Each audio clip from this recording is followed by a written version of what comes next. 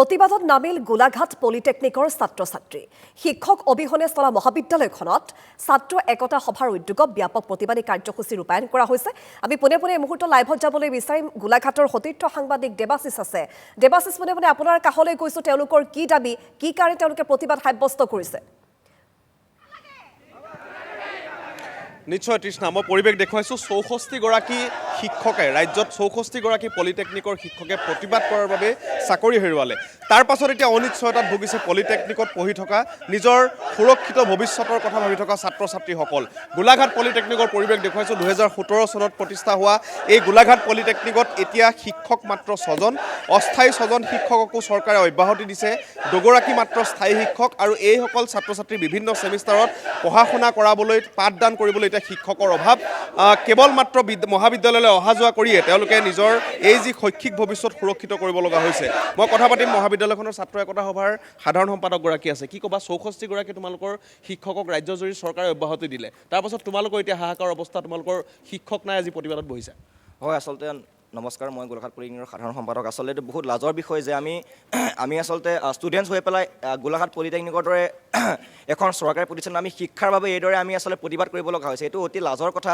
আচলতে তেওঁলোকে এই গোটেই সমস্যাটো আৰম্ভ হৈছিলে আমাৰ টিচাৰসকলক লাহে লাহে তেওঁলোকে বহিষ্কৰণ কৰি গৈ আছিলে। কিন্তু যিসকলক তেওঁলোকে বহিষ্কাৰ কৰিলে, তেওঁলোক আমি জানিব পৰা মতে তেওঁলোক সম্পূৰ্ণৰূপে তেওঁলোকে এক্সাম দি পেলাই তেওঁলোকে BTech MTech পাছ কৰি অহা একোজন ভাল তেওঁলোক আমি শিক্ষক পাইছিলোঁ।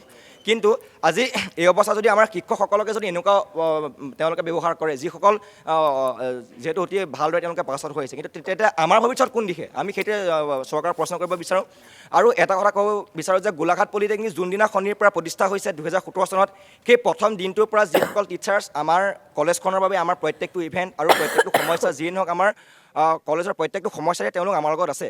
আৰু আজি যিহেতু তেওঁলোকক উলিয়াই দিছে, তেওঁলোক আমাৰ বাবে কেৱল একোজন শিক্ষাগুৰু নহয়, তেওঁলোক আমাৰ আচলতে পৰিয়াল। আমি আচলতে পৰিয়াল হয়, আৰু যেতিয়া পৰিয়ালৰ এজন সদস্য বা একোগৰাকী সদস্য আমাৰ ৬৪গৰাকী আমাৰ শিক্ষাগুৰুসকলক তেওঁলোকে উলিয়াই দিছে, এইটো আচলতে কোনো পধ্যে মানি ল'ব নোৱাৰি।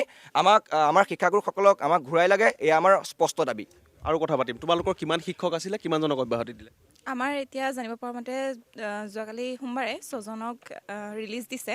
আৰু দিছে কিবা কৈছে নেকি? কিহৰ কাৰণে মানে তেওঁলোকে ইমানকৈ আমি জানিব পৰা নাই। কিন্তু আমাৰ টিচাৰ্ছসকলে আমাৰ লগত জড়িত, আমাৰ একোজন মানে ফেমিলি আছিলে। আমি এতিয়া আমাৰ ঘৰ যোৰহাটত, মানে বহুত য'ৰ ত'ৰ পৰা আহিছে ষ্টুডেণ্ট, আমি ইয়াত পঢ়িব আহিছোঁ। তেওঁলোকে নিজৰ মানে ল'ৰা ছোৱালীগতে আমাক ব্যৱহাৰ কৰিছিলে। একোজন শিক্ষকে নহয়, তেওঁলোক নিজৰ পিতৃ মাতৃৰ দৰে ব্যৱহাৰ কৰি বিনা বেতনত আমাৰ ইমান দিনে শিক্ষাদান কৰি গৈছে। যোৱা 2 মাহ দিনে আমাৰ কোনো ধৰণৰ পাঠদান হোৱা নাই তেওঁলোকক অব্যাহতি দিয়াৰ কাৰণে। আৰু সেইটোৱে আমি দাবী কৰিছোঁ যে আমাৰ শিক্ষাগুৰুসকলে সোনকালে আমাক ঘূৰাই দিয়ক, যিহেতু আমাৰ ভৱিষ্যতটো মানে অন্ধকাৰ দিশে গৈছে।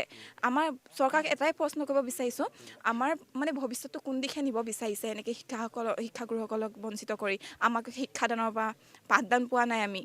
গতিকে মা দেউতাহঁতে কি কয়, এতিয়া শিক্ষক নাই, তোমালোকক পঢ়িবলৈ পঠিয়াইছে? মা দেউতাহঁতে এটাই কয় যে শিক্ষাগুৰুসকল এতিয়াতো আকৌ নতুনকৈ নিযুক্তি দিব বুলি কৈ আছে। তাৰ কাৰণেতো দিন আছে এতিয়াও।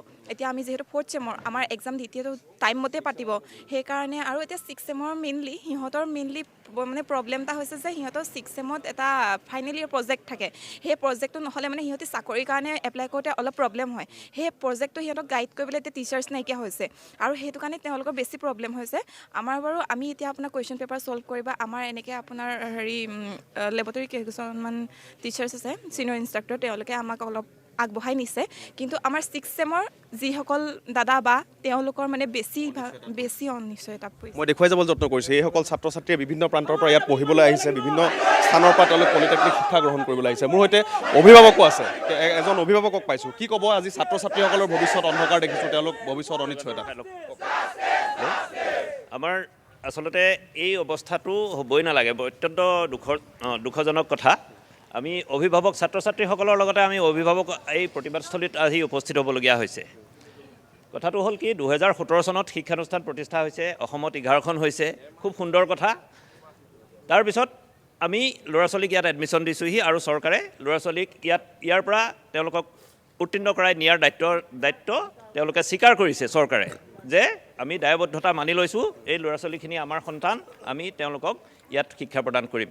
কিন্তু মূৰকত মাজবাটতে গৈ পেলাই এই শিক্ষানুষ্ঠানবিলাকৰ যিটো অৱস্থা হৈছে, শিক্ষক নাই, নিযুক্তি হৈ থকা ইয়াক কিয় 3Fত এপইণ্টমেণ্ট দিছিলে তেওঁলোকক টেম্পৰেৰী বেচিছত এপইণ্টমেণ্ট দিছিলে সেইখিনি আমাৰ বিচাৰ্য বিষয় নহয় অঁ দুমাহৰ পৰা তেওঁলোকৰ এতিয়া পাঠদান খুবেই দুৰ্ভাগ্যজনক আচলতে দেৱাশিষ শিক্ষক নোহোৱাকৈ এখন শিক্ষানুষ্ঠান কেনেদৰে চলিব ডাঙৰ প্ৰশ্ন কাৰণ ছাত্ৰ ছাত্ৰীৰ জীৱনক লৈ হেতালি খেলা যেন হৈছে স্থায়ী শিক্ষক নায়েই তাৰ উপৰি অস্থায়ী শিক্ষকৰ স্বজনক অব্যাহতি দিছে সম্প্ৰতি শিক্ষা বিভাগে গতিকে সমগ্ৰ এই বিষয়টোক লৈ ব্যাপক চৰ্চা সমান্তৰালকৈ এই ছাত্ৰ ছাত্ৰীসকলে এতিয়া তেওঁলোকৰ পাঠদান এৰি এনেদৰে তেওঁলোকে প্ৰতিবাদ সাব্যস্ত কৰিব লগা হৈছে গতিকে এই মুহূৰ্তত দেৱাশিষক ধন্যবাদ জ্ঞাপন কৰিছোঁ এয়া হৈছে গোলাঘাট পলিটেকনিকৰ ছাত্ৰ ছাত্ৰীৰ প্ৰতিবাদী পৰিৱেশ শিক্ষক অবিহনে চলা মহাবিদ্যালয়খনত ছাত্ৰ একতা সভাৰ উদ্যোগত এতিয়া ব্যাপক প্ৰতিবাদ সাব্যস্ত কৰিবলৈ এই ছাত্ৰ ছাত্ৰীসকল বাধ্য হৈছে